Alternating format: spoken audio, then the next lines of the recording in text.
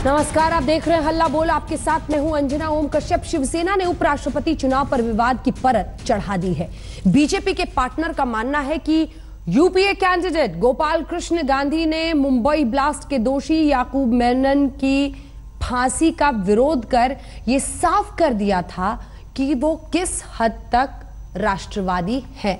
गोपाल कृष्ण गांधी महात्मा गांधी के पोते हैं, इसलिए यह बहस का मुद्दा है कि क्या गांधी के पोते पर प्रहार के पीछे सिर्फ राजनीति है या फिर यह सवाल लाजमी है कि यूपीए के उपराष्ट्रपति के उम्मीदवार आतंकी के पैरोकार। यही गोपाल कृष्ण गांधी है जिसने देश के खिलाफ युद्ध छेड़ने वाले पाकिस्तान का एजेंट याकूब मेमन की फांसी रोकने के लिए जी जान से कोशिश की थी। देशद्रोही को फांसी रोकने वाला है गोपाल कृष्ण गांधी को आप उपराष्ट्रपति पद का उम्मीदवार बनाते हो। क्या यही आपकी अंतरात्मा की आवाज है? जिन गोपाल कृष्ण गांधी को विपक्ष ने गांधीवादी मूल्यों का प्रतीक बताकर पेश किया, उन्हीं गोपाल कृष्ण गांधी पर शिवसेना ने सवाल उठा दिया है। अतीत के पन्ने से शिवसेना ने वो प्रसंग बाहर निकाला है जब गोपाल गांधी ने याकूब मेमन को फांसी की सजा का विरोध किया था। गोपाल कृष्ण गांधी ने किस संदर्भ में फांसी की सजा का विरोध किया, ये अलग बात है, लेकिन शिवसेना के सवाल से उपराष्ट्रपति चुनाव की तल्खी गर्मी अचानक बढ़ गई। ओछी और सांप्रदायिक सोच का सामना करने की बात कहकर सोनिया गांधी ने जिस मुकाबले को आगे बढ़ाया, उस पर अब नई मोर्चाबंदी शुरू हो गई है। शिवसेना के सवाल पर कांग्रेस का आग बबूला होना लाजमी है। आतंकवाद के खिलाफ कांग्रेस लड़ी है और आतंकवाद के खिलाफ कुर्बानियां दी हैं। जहां तक प्रश्न है गोपाल कृष्ण गांधी जी का, उनके व्यक्तित्व के बारे में कोई प्रश्न चिन्ह नहीं है। वो गांधीवादी हैं, हिंसा के खिलाफ हैं। जो व्यक्ति हिंसा के खिलाफ है वो सजाए मौत के भी खिलाफ होता है, चाहे कोई भी हो। उसको गलत ढंग से पेश करना शर्म की बात है। शिवसेना के सवाल को विपक्ष गोपाल कृष्ण गांधी के खिलाफ दुष्प्रचार का हिस्सा बता रहा है, छवि खराब करने की कोशिश बता रहा है। विपक्ष का कहना है कि गोपाल कृष्ण गांधी ने फांसी की सजा का विरोध सैद्धांतिक आधार पर किया था, लेकिन शिवसेना उसे सांप्रदायिक रंग दे। गोपाल कृष्ण गांधी न सिर्फ विपक्ष के साझा उम्मीदवार हैं, बल्कि वो गांधी के वंशज भी हैं। इसलिए उन पर उठे हर सवाल को देखने का नजरिया भी बदल जाता है। खतरा यही है कि कहीं चुनावी मजबूरियों के चलते आरोप प्रत्यारोप। कई खास मेहमान हमारे साथ चर्चा में शामिल हो रहे हैं, आपका परिचय उनसे करा दे। प्रेम शुक्ला जी हमारे साथ प्रवक्ता भारतीय जनता पार्टी के जुड़ गए हैं। पवन खेड़ा जी प्रवक्ता कांग्रेस पार्टी के हैं। अवनीजेश अवस्थी जी आरएसएस के जानकार हमारे साथ स्टूडियो में है और अनंत तरेजी शिवसेना के नेता हमारे साथ हैं। अनंत तरेजी, मैं इस चर्चा की शुरुआत आपके साथ करना चाहती हूं, लेकिन उससे पहले खबर ये आ रही है कि उपराष्ट्रपति पद के लिए एनडीए की तरफ से उम्मीदवार का नाम घोषित कर दिया गया है, वेंकैया नायडू के साथ ये बैठक शुरू हुई है और पार्टी जो फैसला करेगी वो नाम हम आपको बता देंगे।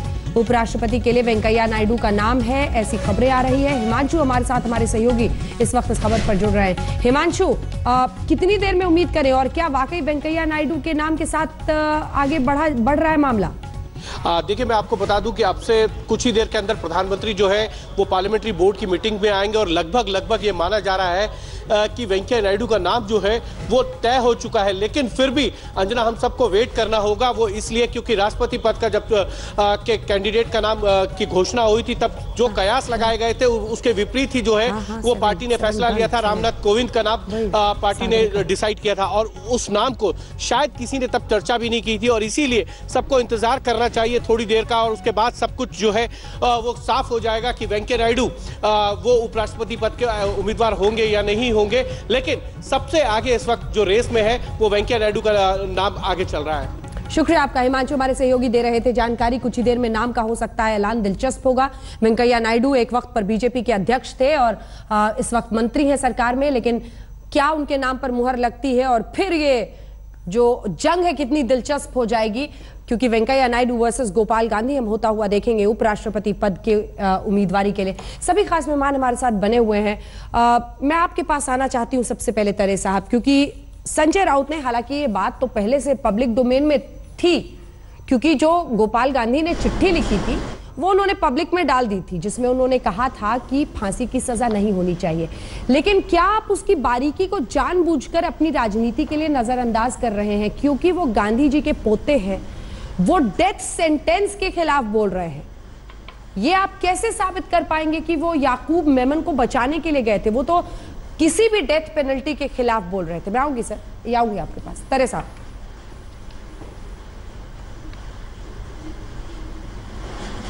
देखो, हमारे नेता आदरणीय संजय राउत जिन्होंने जो कहा है वो सही है, उसका समर्थन हम करते हैं। हाँ। देश का कोई भी आदमी हो, हाँ। जो आतंकवादी देश के निरापराध लोगों की हत्या की है, उसको अगर मदद करेगा तो वो भी आतंकवादी होता है। उससे यही सलूक होना चाहिए। उपराष्ट्रपति का पद ये देश का संविधान में दूसरा पद है, सेकंड हायर पोस्ट है। ऐसे पोस्ट पे बैठने वाला आदमी अगर हमारे देश के लोगों की हत्या की है, उनको फांसी मत दो, ये कहने वाला हो तो क्या हो सकता है? इसलिए संजय राउत जी ने जो कहा है वो बहुत सही है। देश की एकता, अखंडता, देश की संविधान को ठीक है। संजय राउत जी खुद इस वक्त हमारे साथ आ रही हूँ अपनी जैसी। संजय राउत जी खुद इस वक्त हमारे साथ जुड़ रहे हैं। संजय राउत जी, शुक्रिया आपका आज तक पर आने के लिए। एक सेकंड सर, संजय राउत जी, मेरा पहला सवाल आपसे यही है। गोपाल गांधी याकूब मेमन के साथ खड़े हैं और ऐसे व्यक्ति को यूपीए ने अपना उम्मीदवार बना दिया है उपराष्ट्रपति पद के लिए। ये कैसे साबित होगा? क्या जानबूझकर गांधी की छवि तक मिट्टी डालने की कोशिश है, छींटे पहुंचाने की कोशिश है? क्योंकि इस बात की गंभीरता यह है दरअसल कि आप जो कह रहे हैं वो तो डेथ पेनल्टी के खिलाफ बोल रहे हैं। वो ये नहीं कह रहे कि याकूब मेमन को फांसी नहीं दो, किसी को भी फांसी हो वो उसके खिलाफ है। देखिए, किसी को टारगेट करने का ये बात नहीं है। हाँ। चाहे गोपाल कृष्ण गांधी जी हो या और कोई हो कोई हो, ये कोई एक पार्टी या एक व्यक्ति के खिलाफ हमारी ये भूमिका नहीं रही, कभी नहीं रही। हमने हमेशा in the interest of nation जो बात होती है, हमेशा शिवसेना प्रमुख बाला साहब ठाकरे जी हो, आज के शिवसेना पार्टी चीफ उद्धव ठाकरे जी हो, उनके नेतृत्व में हम सब लोग हैं। हमने जब देश की सुरक्षा का, राष्ट्रीय सुरक्षा का मामला आता है, हाँ। एक आइडियोलॉजी का मामला आता है, हाँ। एक विचारधारा का मामला आता है, हाँ। तभी हमने एक बात हम सामने देश के संजय राउत जी, नहीं, एक सेकंड सर, मैं आपको बीच में टोक रही हूँ क्योंकि मैं सवाल ये पूछना चाह रही हूँ कि डेथ पेनल्टी के खिलाफ वो बोल रहे हैं, इसको समझिए। वो ये नहीं कह रहे कि याकूब मेमन को फांसी मत दो या इसको फांसी मत दो। वो कह रहे हैं कि डेथ पेनल्टी खत्म हो, इंसान इंसान को फांसी ना दे, डेथ पेनल्टी, मौत की सजा के खिलाफ है वो। नहीं, सोनिया गांधी को टारगेट करने का सवाल नहीं उठता है। आपने देखा होगा, हमें एक भी उदाहरण दीजिए कि हमने सोनिया गांधी को व्यक्तिगत तौर पर टारगेट, आइडियोलॉजिकल वॉर हो सकता है। जैसे सोनिया गांधी ने कहा है राष्ट्रपति पद का चुनाव हो, उपराष्ट्रपति पद का चुनाव हो, सोनिया जी ने कहा है कि हमारा आइडियोलॉजिकल वॉर है, ये विचारधारा की लड़ाई है। और उसने, मैडम जी ने आह्वान भी किया है कि सभी को कि अंतरात्मा की आवाज सुनकर आप वोट डालिए। चलिए, ठीक। तो हमारा यही सवाल है, क्या गोपाल कृष्ण गांधी जी को आपने उम्मीदवार बनाया है, ये किस अंतरात्मा की आवाज है? इसने याकूब मेमन की फांसी बचाने के लिए राष्ट्रपति भवन तक गुहार लगाई थी। बस इतना ही सवाल है, बाकी हमने क्या कहा है किस बारे में। ठीक है, आप कह देंगे आपने सोनिया गांधी पर पर्सनल अटैक नहीं किया है, लेकिन मामला जिस तरह से आगे बढ़ रहा है, मैं चाहती हूं कि आप इसका जवाब दे। पवन खेड़ा साहब, वो ये कह रहे हैं कि याकूब मेमन को फांसी ना हो, ये चिट्ठी तो लिखी थी ना गोपाल कृष्ण गांधी ने, वही याकूब मेमन जिसने मुंबई धमाके में 257 लोगों की जिसमें जान गई थी, वही याकूब मेमन जिस पर यह आरोप है कि 13 से 14 आरोपियों को उसने मुंबई से पहुंचाया था पाकिस्तान ट्रेनिंग के लिए वाया दुबई। इतने संगीन इल्जाम आतंक के, उसका पक्ष जो पैरोकार रहा है उसके हम खिलाफ हैं।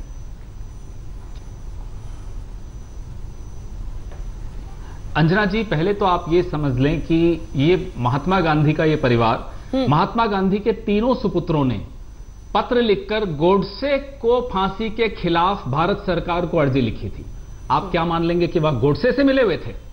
वो एक गांधी जी एक अहिंसक बात करते थे, अहिंसा के पुजारी थे। हाँ। उनका परिवार पूरा उसको मानता है, उसमें क्या गलत है? सबका अपना ओपिनियन है, सबकी अपनी सोच है।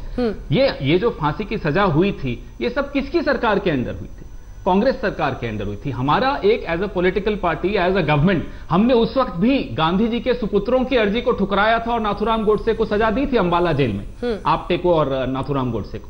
तो सरकार चलाना, स्टेट क्राफ्ट, जब तक संविधान में और कानून में फांसी की सजा का है प्रोविजन, तो वो तो सरकारें उसी ढंग से चलती हैं। लेकिन क्या इसका मतलब है कि कोई अपनी सोच पर न चले और राष्ट्रपति को पत्र भी न लिखे? उस पत्र जिसमें हस्ताक्षर शत्रुघ्न सिन्हा जो भाजपा के सांसद है उन्होंने भी किया था, उस वक्त राम जेठमलानी जी सांसद थे, उन्होंने भी किया था। नजर नहीं आता? आप लोग फांसी लगवाते हैं, आप खुद ही कह रहे हैं कि हमने इस आतंकी को फांसी लगाया। आप एक ऐसे व्यक्ति को उपराष्ट्रपति पद के लिए रखना चाहते हैं जो इसके खिलाफ है? मतलब आपको इसमें कोई कॉन्ट्रडिक्शन नहीं दिखता? आप आतंकियों को फांसी देना चाहते हैं, वो नहीं देना चाहते हैं? अबुल कलाम साहब जो है, हम बिल्कुल एपीजे अब्दुल कलाम साहब फांसी के एक सख्त खिलाफ थे। उनकी पुस्तक पढ़ी मैंने भी, फांसी की सजा के खिलाफ। उन्होंने लगभग 50 ऐसे केसेस थे जो लौटा दिए सरकार को कि मैं इस पे साइन नहीं करूंगा, बारिंग वन धनंजय चक्रवर्ती जो रेप एक्यूज था, उसके अलावा सब उन्होंने लौटाया, क्योंकि वो मन से खिलाफ थे कॉर्पोरल पनिशमेंट या डेथ सेंटेंस के। तो वो अपनी अपनी सोच है, लेकिन जो भी अपनी सोच है। प्रेम शुक्ला जी, अपनी अपनी सोच है। प्रेम शुक्ला जी, उनकी सोच है, सोच का सम्मान कीजिए। नहीं अपनी ये तस्वीरें आप देख रहे हैं, पार्लियामेंट्री बोर्ड की बैठक इस वक्त हो रही है बीजेपी की, और इसी में उपराष्ट्रपति पद का उम्मीदवार एनडीए की तरफ से कौन होगा उसका अंतिम फैसला होना है। एक एक करके तमाम वहां पर मंत्री पहुंचते हुए, और ये बैठक इस वक्त चल रही है। जैसे ही कोई खबर इस बीजेपी संसदीय बोर्ड की बैठक से आती है उपराष्ट्रपति पद की उम्मीदवारी के नाम पर, हम फौरन आप तक पहुंचाएंगे। प्रेम जी, वो कह रहे हैं सोच है, किसी की व्यक्ति की सोच है, सोच का सम्मान होना चाहिए, और अहिंसा का रास्ता तो था ही महात्मा गांधी का, उनके परिवार के लोग उसको आगे ले जा रहे हैं। निश्चित तौर पर नहीं, महात्मा गांधी का रास्ता अहिंसा का था, इसको मानने में किसी को किसी प्रकार का संकोच नहीं होना चाहिए। प्रश्न तो पैदा होता है कि जो गोपाल कृष्ण गांधी नंदीग्राम और सिंगूर की नरसंहार पर कम्युनिस्ट पार्टी जो उनके राज्यपाल के शासनकाल के दौरान होता है, उस पर चुप्पी साध जाते हैं, वही वो याकूब मेमन के मानवाधिकार को लेकर चिंतित हो जाते हैं। और याकूब मेमन के मानवाधिकार पे जो चिट्ठी है, उसमें एक बात का जिक्र करते हो, जिसमें कहते हैं कि उसने कानून का साथ दिया, स्वयं आत्मसमर्पण किया। जबकि सीबीआई की केस, सुप्रीम कोर्ट के जज तक ये मानते हैं कि उसने किसी प्रकार की सीबीआई के साथ सहयोग नहीं किया, बल्कि नेपाल में जाते समय वापस काठमांडू से पकड़ा गया था।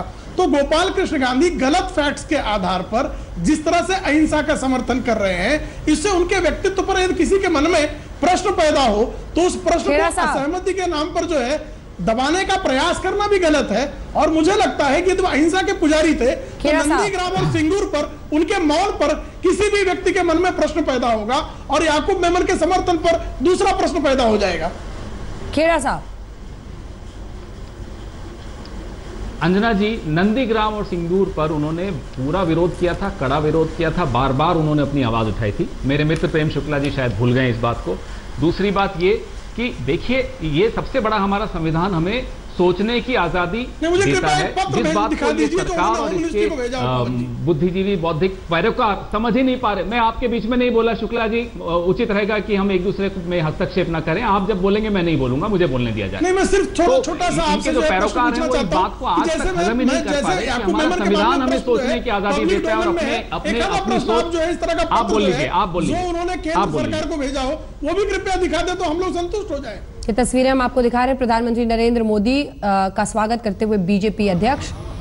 ये कुछ ही देर में अभी बीजेपी संसदीय बोर्ड की बैठक होनी है, जिसमें यह फैसला लिया जाएगा कि बीजेपी की तरफ से, एनडीए की तरफ से बल्कि उपराष्ट्रपति का उम्मीदवार कौन होगा, क्योंकि वो नाम गोपाल गांधी के सामने होगा और फिर इस जंग की शुरुआत होगी। मैं चाहती हूं कि आप लोग एक एक करके बोले, लेकिन मैं आपके पास अब अवस्थी साहब आना चाहती हूं। वो ये कह रहे हैं कि एक सोच है, और गांधी की सोच अहिंसा की थी, उस तरह की सोच वो रखते हैं। आप सीधे सीधे अब गांधी पर प्रहार करने की कोशिश कर रहे हैं। तो गांधी जी के समय में तो भगत सिंह, राजगुरु, सुखदेव को फांसी दी गई थी, और मेरे पास कम से कम इतिहास जितना मुझे मालूम है कि गांधी जी ने उसका कोई विरोध नहीं किया था, चुप्पी साध गए थे, लेकिन मैं उस पर नहीं जाऊंगा। मैं ये सिर्फ गोपाल कृष्ण गांधी जी से पूछना चाहता हूँ कि याकूब मेनन से पहले भी बहुत सारे लोगों को फांसी दी गई होगी, अलग अलग अपराधों में दी गई होगी।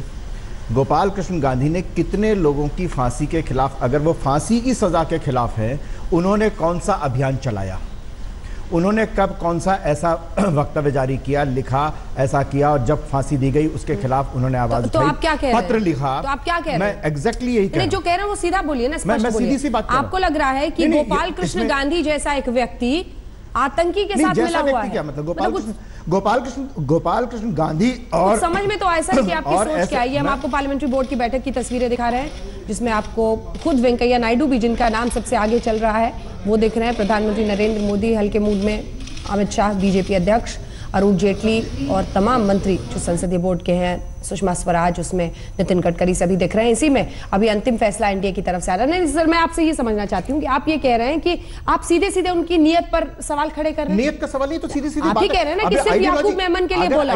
अगर आइडियोलॉजी है, अभी कहा गया, अभी जैसा कि कहा गया कि कांग्रेस के अध्यक्ष ने कहा कि आइडियोलॉजी की लड़ाई है, हाँ। तो एक आइडियोलॉजी ये है जो याकूब मेनन को आतंकवादी नहीं मानती, कहती वो तो कानून का पालन करने वाला है, ये लिखा भी प्रेम शुक्ला जी ने बताया। एक बात, ये वो आइडियोलॉजी है जो आर्मी चीफ को सड़क का गुंडा कहती है, ये वो आइडियोलॉजी है जो पार्थ चटर्जी के तरह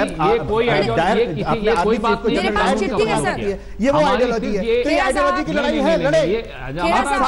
आइडियोलॉजी है हमारी। कोई कहता है डेथ सेंटेंस के वो खिलाफ है, तो वो कितनी बार लिखा उन्होंने डेथ सेंटेंस के? याकूब मेनन के अलावा याकूब मेनन के अलावा डेथ सेंटेंस पर कब लिखा? कई बार लिखा है, आप उनके आर्टिकल्स पढ़िए, उन्होंने कई बार लिखा है। पहली बात तो थोड़ा सा आप समझ लीजिए, उन्होंने कई बार विरोध किया, कई बार लिखा। पवन जी आप बताइए ना मुझे, अरे बताइए ना, गोडसे, अरे बताइए किस किस के लिए वो राष्ट्रपति के पास के खिलाफ था? मैं बता रहा हूं, आप सुनेंगे तो बताऊंगा ना किस किस उसके लिए सुनने के लिए आपको चुप रहना पड़ेगा ना। किताब लिखी है, अरे किस किसके खिलाफ राष्ट्रपति को लिखा है? आप चुप रहेंगे, रिसर्च करके आप रिसर्च नहीं करके आए सर, तो मैं करके दूंगी। आप चुप रहे तो बताऊं मैं आपको, मेरी बहस डिरेल हो जाएगी। उन्होंने पूरी किताब डेथ पेनल्टी पे लिखी है और वो मानते हैं कि डेथ पेनल्टी नहीं होनी चाहिए। मुझे मालूम है, मेरे हाथ में वो चिट्ठी है, लेकिन उन्होंने डेथ सेंटेंस के खिलाफ नहीं है, उन्होंने कहा कि उसने सरेंडर किया, उसका कानून का पालन किया। मेरे हाथ में पूरी चिट्ठी है। पवन खेड़ा साहब, एक सेकंड सर, पवन खेड़ा साहब, मेरे हाथ में पूरी चिट्ठी है। पवन खेड़ा साहब, मेरे हाथ में पूरी चिट्ठी है जो गोपाल कृष्ण गांधी ने राष्ट्रपति को लिखी थी। उसमें डेथ पेनल्टी के खिलाफ तो वो लिख रहे हैं, वो शंकर दयाल शर्मा जी का भी जिक्र कर रहे हैं, पूर्व राष्ट्रपति का।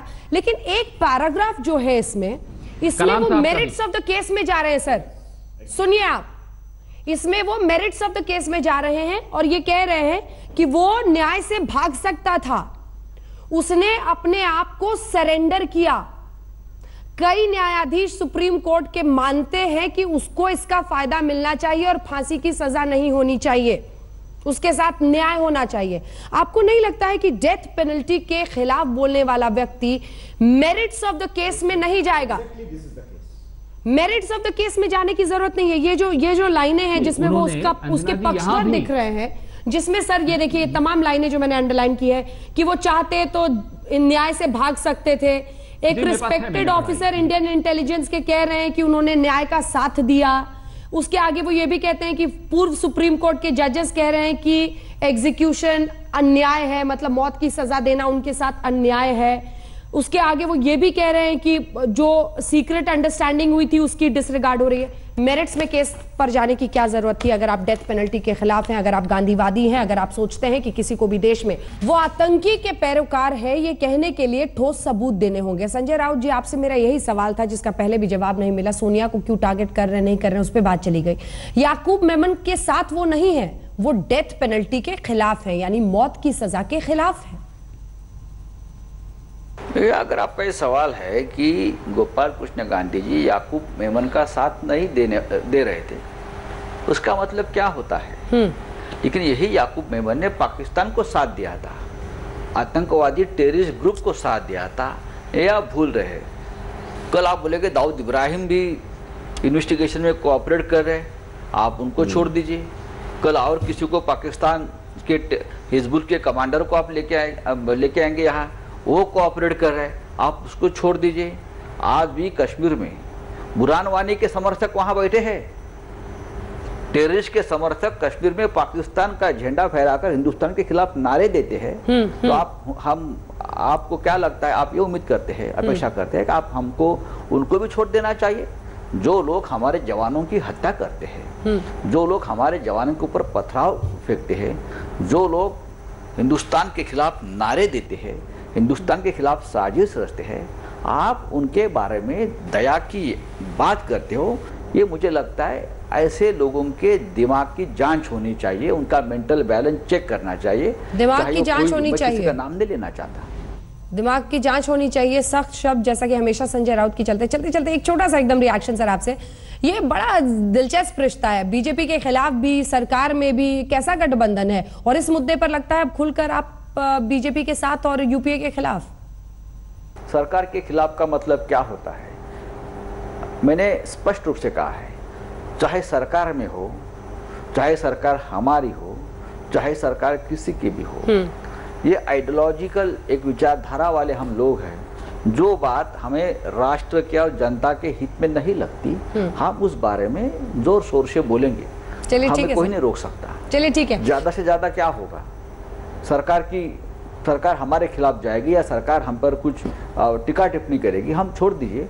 लेकिन कश्मीर का मुद्दा है, पाकिस्तान का मुद्दा है, किसानों की आत्महत्या का मुद्दा है, राष्ट्रीय सुरक्षा का मुद्दा है, उसमें कोई भी राजनीतिक पॉलिटिक्स हम नहीं लाते। चलिए ठीक है, ठीक है, इस पर पहले भी आपने पक्ष साफ किया। एक ब्रेक के लिए मजबूरन मुझे रुकना पड़ रहा है, लेकिन जब वापस आएंगे तो आपको सुनाएंगे बीजेपी अध्यक्ष अमित शाह ने महात्मा गांधी पर क्या कहा था और कौन सा वो विवादास्पद हिस्सा है जो चिट्ठी लिखी थी गोपाल गांधी ने राष्ट्रपति को, याकूब मेमन को फांसी ना हो ये कहते। आइए शुरुआत करते हैं बहस की नए सिरे से। एक तरफ उपराष्ट्रपति पद के उम्मीदवार गोपाल गांधी यूपीए की तरफ से, इस वक्त निर्दलीय जो पार्लियामेंट्री बोर्ड की बैठक है वो चल रही है बीजेपी की और माना जा रहा है कि एनडीए के उपराष्ट्रपति पद के उम्मीदवार की घोषणा हो सकती है। तो गोपाल गांधी वर्सेस वेंकैया नायडू, क्या हम ये देखेंगे? कुछ देर का और इंतजार है, इस पर हमारी खास नजर है। लेकिन उससे पहले आपको सुना देते हैं, संजय राउत ने किया है गोपाल कृष्ण गांधी को उपराष्ट्रपति पद का उम्मीदवार करने का विरोध, और वो क्यों किया है? जो चिट्ठी लिखी थी गोपाल गांधी ने, उसका वो हिस्सा हम आपको दिखाते हैं, जिसमें उन्होंने सीधे सीधे लिखा राष्ट्रपति के नाम खत में, माननीय राष्ट्रपति जी नमस्कार। हम वो हिस्सा सिर्फ आपको दिखा रहे हैं। याकूब मेमन ने खुद को भारतीय कानून के सुपुर्द कर दिया है। वो चाहता तो कानून का सामना करने से बच सकता था। भारतीय खुफिया एजेंसी के एक अफसर ने कहा था कि याकूब कानून के साथ सहयोग कर रहा है, ऐसे में याकूब को फांसी देना पूरी तरह अनुचित होगा। सुप्रीम कोर्ट के पूर्व जजों ने भी कहा है कि याकूब को फांसी देना अनुचित होगा। फांसी का जिस तरफ विरोध हो रहा है वो अभूतपूर्व है। याकूब की भूमिका शक के दायरे में है और फांसी की सजा ऐसी गलती होगी जिसकी भरपाई नहीं हो सकती। तो एक हिस्सा ये है जिसमें गोपाल कृष्ण गांधी के उस विवादास्पद पैराग्राफ को हमने आपने बताया, जिसमें वो मेरिट्स ऑफ द केस में भी जाते हैं, सिर्फ डेथ पेनल्टी ना हो इसकी बात नहीं करते हैं। लेकिन अब आपको सुना देते हैं ये भी कि बीजेपी क्या सोचती है महात्मा गांधी के बारे में। बीजेपी अध्यक्ष अमित शाह ने क्या कहा था गांधी पर, सुनिए। कांग्रेस एक विचारधारा के आधार पर, एक सिद्धांत के आधार पर, किसी एक सिद्धांत को लेकर बनी हुई पार्टी ही नहीं है। वो आजादी प्राप्त करने का एक स्पेशल पर्पस वेहिकल है, आजादी प्राप्त करने का एक साधन थी कांग्रेस। और इसीलिए महात्मा गांधी ने दूरंदेशी के साथ बहुत चतुर बनिया था वो, उसको मालूम था आगे क्या होने वाला है। विपक्ष का आरोप है प्रेम शुक्ला जी की धीरे धीरे बड़े ही सिस्टमैटिक तरीके से गांधी की सोच को मारने की कोशिश हो रही है, उनकी छवि पर छींटे डालने की कोशिश हो रही है बीजेपी की तरफ से।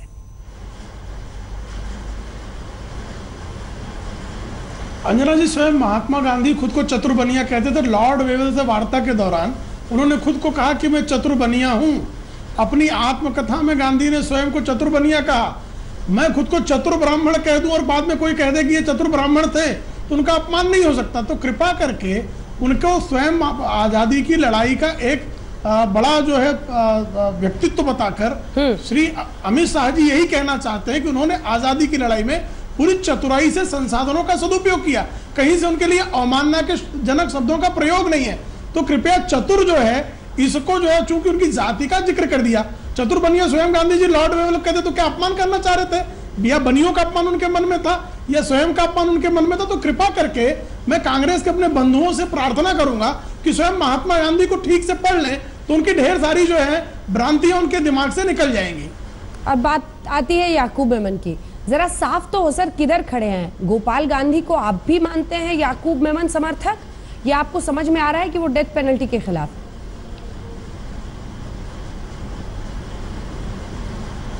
नहीं, बहुत साफ सा देखिए, याकूब मेमन के मामले में जिस तरह की डिटेल्स में वो जाते हैं और ये कहते हैं कि उसने स्वयं आत्मसमर्पण किया था, न्याय के लिए कार्य किया था। सर्वोच्च न्यायालय में जो डिफेंस के वकील थे उन्होंने इस मुद्दे को उपस्थित किया था और सर्वोच्च न्यायालय के विद्वान न्यायाधीशों ने पाया कि नहीं, इन्वेस्टिगेशन के दौरान किसी प्रकार का उसने कोई सहयोग नहीं किया था। जिस इंटेलिजेंस अधिकारी का जिक्र कर रहे हैं उस पर भी जो है बारंबार बहुत व्यापक विमर्श हुआ और यह पाया गया कि याकूब मेमन काठमांडू से पकड़ा गया था, ना कि उसने समर्पण किया था। और उसके बाद जो है जिस अंदाज में उसकी मदद, सर्वोच्च न्यायालय के निर्णय के बाद जहां मुद्दा डिफेंस उठा चुका है और उसको डिफेंस के इस जो बचाव पक्ष था उस बचाव पक्ष को न्यूट्रलाइज किया गया है, उसके बाद भी उसी पक्ष को रखना क्या याकूब मेमन के समर्थक होने की एक भूमिका इससे स्पष्ट नहीं होती? जवाब दीजिए, बड़ा प्रश्न है। खेड़ा साहब जवाब दीजिए।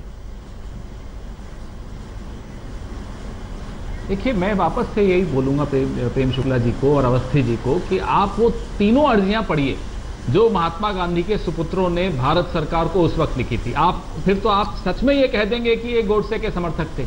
उन्होंने उसमें भी मेरिट्स में बात पढ़ी है, वो अर्जियों को अपनी दलील को मजबूती दे रहे हैं। नथुराम गोडसे को निर्दोष नहीं कहा गया है। किसी की हमने पढ़ी नहीं पढ़ी होगी, अगर पढ़ी होती तो आप ये सब नहीं, उसमें नथुराम गोडसे किसी निर्दोष नहीं कहा था। मैंने आपके बीच में नहीं बोला, मैं पढ़ी है, आपको कार्यक्रम के फॉर्मेट को समझ रहा हूँ, इसलिए बीच में नहीं बोलता। अगर आप उन्हें कहें 2 मिनट चुप हो जाए और या तो मुझे परमिशन दे, फिर मैं इनको नहीं बोलने दूं।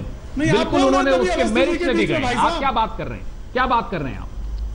नहीं, मैं आपको बीच में नहीं बोल रहा हूं, तो आप क्यों बीच में? नहीं, उन्होंने आप कृपा वो पंक्ति भी दिखाई है, तो आप ही बोल लीजिए, हम सब बैठ जाते हैं। क्या तरीका है?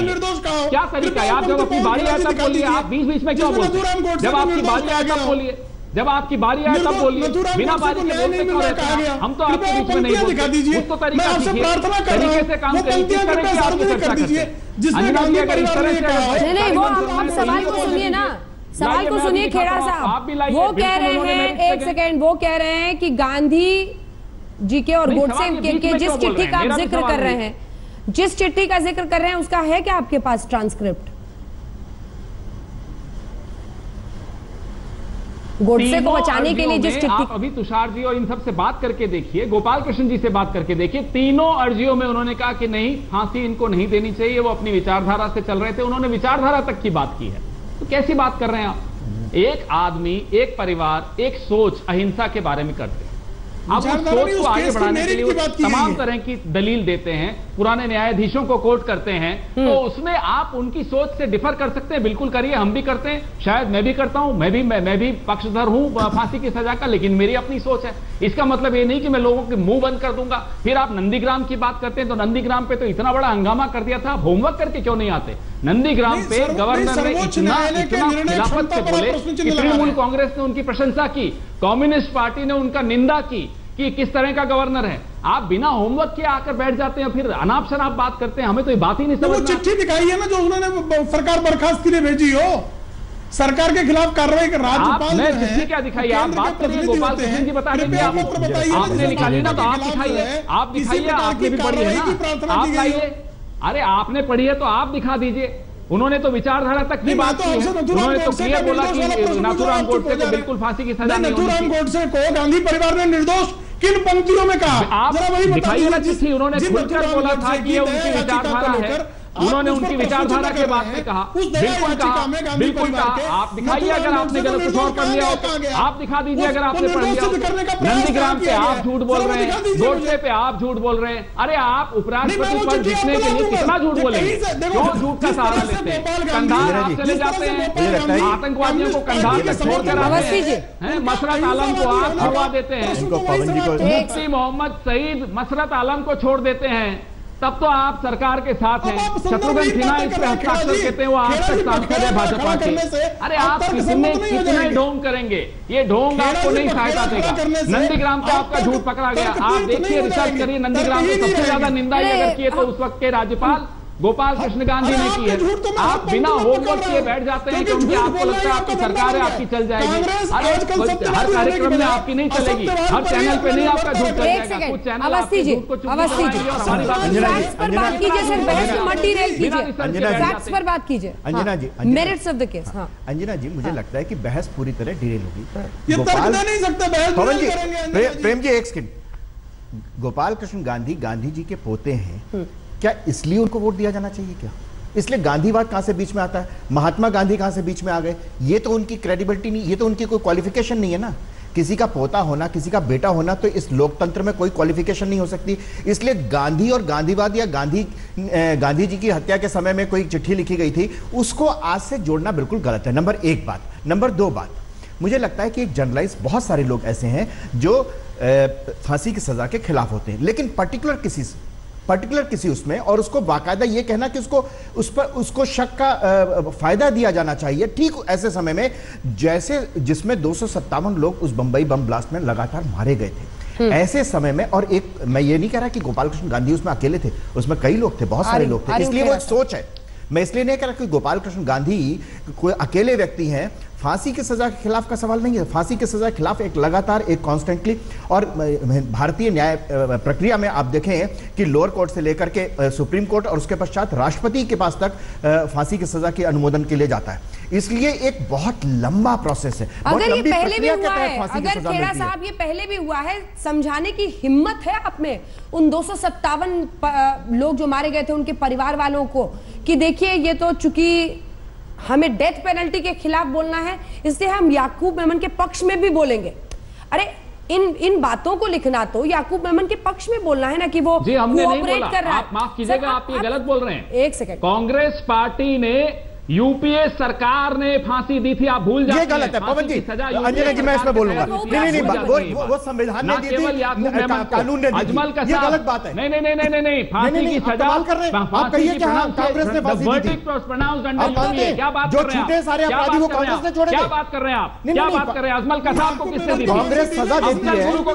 ये आज मेरे लिए ज्ञान है सबसे बड़ा कि कांग्रेस ने फांसी की सजा दी। कांग्रेस ने फांसी की सजा दी। ये मेरे लिए सबसे बड़ा। अफजल गुरु की फांसी को डिले क्यों किया? फांसी की सजा यूपीए कांग्रेस ने दी है, मेरे लिए सबसे बड़ा ज्ञान है। आज यूपीए सरकार में हुई थी। अजमल कसाब, सरकार नहीं देती है। याकूब मेमन, भारतीय न्याय प्रणाली देती है, संविधान देता है, न्याय देता है, कानून देता है। अनंतरी जी सरकार नहीं देती, थोड़ा कार्यपालिका कानून बनाना है। पवन जी, आप तो रहे हैं सरकार फिर मामलों को लटकाने का श्रेय भी अपने गले पे डालना पड़ेगा। क्या था? बरस लटकाया कांग्रेस की सरकारों ने, वो श्रेय भी आपको अपने माथे पर रखना होगा। अनंतरी जी, अरे कितने वर्षों तक लटकाया, कितने फांसी की सजा हुई, तो वो भी श्रेय ले लीजिए। छोड़ने कंधार चले गए थे। ये बताएंगे कि सरकारें क्या करती हैं और क्या नहीं करती। सर्जिकल स्ट्राइक सेना ने कुलभूषण जाधव के बांग्लादेश हमारे गोपाल गांधी ने इन्फॉर्म किया क्या? सोनिया गांधी आतंकवादियों के लिए रोती है, ये भी जरा ध्यान कर लीजिए। कांग्रेस की राष्ट्रमाता जो है वो जिस तरह रोती है। पवन खेड़ा जी से पूछना है कि उन्होंने, ये गोपाल गांधी जी ने पाकिस्तान को किया है कि हमारे कुलभूषण जाधव। एक सवाल अनंत तरे का है, प्लीज आवाज नीचे करें। एक सवाल अनंत तरे का है। अनंत तरे जी पूछिए, सुन रहे हैं आपको खेड़ा साहब, पूछिए सीधा। पवन खेड़ा जी, मुझे ये बताओ, ये हमारे गोपाल गांधी जी ने पाकिस्तान से ऐलान किया है, रिक्वेस्ट किया है कि हमारे कुलभूषण जाधव को फांसी मत दीजिएगा? जरा जवाब दे दो जरा आप। अजमल कसाब को लिए किया था क्या? अफजल गुरु के लिए पाकिस्तान सरकार को क्यों निवेदन करेंगे साहब? अपनी सरकार को किया जाता है। आप बताओ, आप लोग लिखते होंगे पाकिस्तान को चिट्ठियां, हमें नहीं लगता पाकिस्तान को चिट्ठी लिखनी चाहिए। अमेरिका तक पहुंच गए थे आप लोग। क्या बातें कर रहे हैं आप? अरे अरुंधति रॉय कहां पहुंची थी? पवन खेड़ा जी, अरुंधति रॉय कहाँ पहुंची थी? अजमल कश्यप को भी अरुंधति रॉय को नरेंद्र मोदी को वीसा न देने के लिए कांग्रेस के सांसदों ने लिखा था। अरुंधति रॉय नरेंद्र मोदी को अमेरिका का वीसा न देने के लिए कांग्रेस के सांसदों ने लिखा था कि नहीं? आपकी उम्मीदवार होने वाली हैं, आप बताइए ना। अरे कांग्रेस के सांसदों ने अमेरिका के प्रेसिडेंट को 3 लोग मिलकर कितना झूठ बोल लेंगे? पवन जी आप बताइए आतंकवादियों के लिए इस तरह विलाप करते हैं, उससे आपके आतंकवादी समर्थन होने का तो अमेरिकी सरकार को लिखा था कि नहीं? अमेरिकी सरकार को लिखा था कि नहीं? आप लोग कितना झूठ आप बोल लोग लेंगे? नहीं, आप बताइए। आप हाँ या ना बताइए, हाँ या ना बताइए, आप बताइए क्या अमेरिकी सरकार को लिखा था? हाँ या ना लिखा था कि नहीं लिखा था? किसने रिलीज किया? मेरी भी प्रश्नों का उत्तर दीजिए। आप ये बताइए हाँ या नहीं? मेरा एक प्रश्न, आज आप कह रहे पाकिस्तानी सरकार से निवेदन क्यों करें वो? कौन गया? और जब अमेरिकी सरकार को आप लिखते थे तब आपको ये बात मालूम नहीं थी? आपको अमेरिकी सरकार को आप लिख सकते हैं, बीजेपी ने अलाउ किया, अमेरिकी सरकार को आप लिख सकते हैं वीसा न देने के लिए, पाकिस्तानी सरकार को आप नहीं लिख सकते फांसी न देने के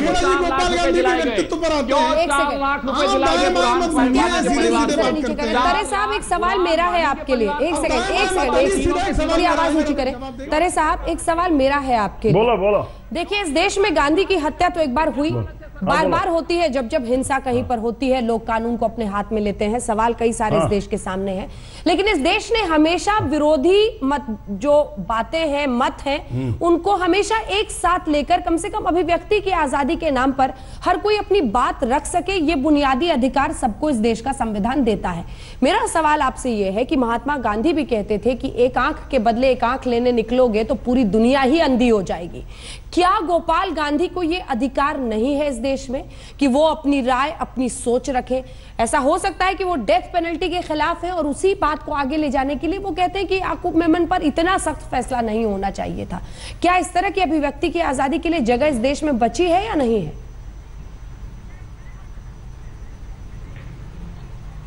देश के स्वतंत्र के लिए ये आजादी नहीं है। जिन्होंने 257 लोग की जान ले लिए है उनको बचाने का काम करना ये कौन से संविधान में बैठता है? मुझे बताओ। ये जो आतंकवादी है उनके लिए तो ये आईपीसी नहीं वापरना चाहिए, अलग से कानून को होना चाहिए, वो अलग कानून से उनको सजा देनी चाहिए। मैं ये मानता हूँ किसी दोनों का झगड़ा हो गया, उसके किसी की मौत होगी तो उसको आप रिक्वेस्ट किया तो अलग बात है। मैं देश पे हमला करने वाले को, निरापराध लोग को मारने वाले को आप इस तरह की याचिका करेंगे तो कौन से कानून में बैठता है वो? प्रेम शुक्ला जी, गांधी जी की सोच के लिए जगह है या नहीं? कौन खड़ा जी पूछो ना उनको। 257 मुंबई के लोग मरे। गांधी की सोच के लिए पूरी जगह, लेकिन गोपाल कृष्ण गांधी से एक प्रश्न तो बनता है कि जब वो राजभवन में थे तब पश्चिम बंगाल के धनंजय को फांसी दी गई। धनंजय के मुद्दे पर वो मौन साध जाते हैं, लेकिन याकूब मेमन के लिए वो केस की मेरिट्स पर डिस्कशन करने लगते हैं।